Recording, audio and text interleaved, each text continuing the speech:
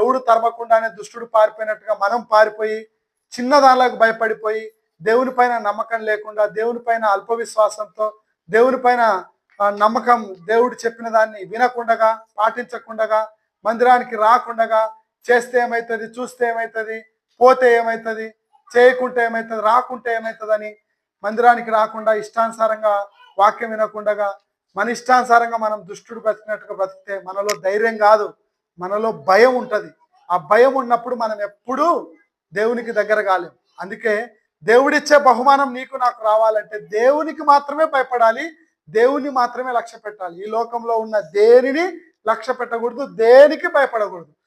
భయపడితే మనము ఎవరికైనా భయపడేది ఏదైనా ఉంది అంటే అది దేవునికి మాత్రమే భయపడాలి. ఎందుకు భయపడాలంటే ఆయన నిన్ను నన్ను బ్రతికించే దేవుడు, నీకు నాకు మోక్షం ఇచ్చే దేవుడు, నీకు నాకు క్షేమాన్ని ఇచ్చే దేవుడు, శాంతి సమాధానాన్ని ఇచ్చే దేవుడు.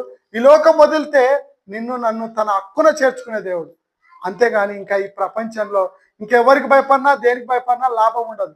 పోనీ దానికి భయపడినంత మాత్రాన మనం ఏమన్నా ఈ భూమి మీద ఎక్కువ సంవత్సరాలు బ్రతుకుతామా అంటే బ్రతకం. బ్రతికే కాలం ఎంతైతే ఉందో అంతే బ్రతుకుతాం. ఒకనాడు దెబోరా ధైర్యంగా దేవుని కొరకు నిలబడి యుద్ధానికి ప్రేరేపించి దేవుని తరఫున నిలబడింది ధైర్యం కలిగిన స్త్రీ. ఒక యాయేలు అనే ఒక స్త్రీ కూడా దేవుని కొరకు నిలబడి ఒక దుష్టుని చంపడంలో తెగువ చూపించింది. అలాంటి తెగువ కలిగి ఈరోజు దేవుని అందరి భయభక్తులు కలిగి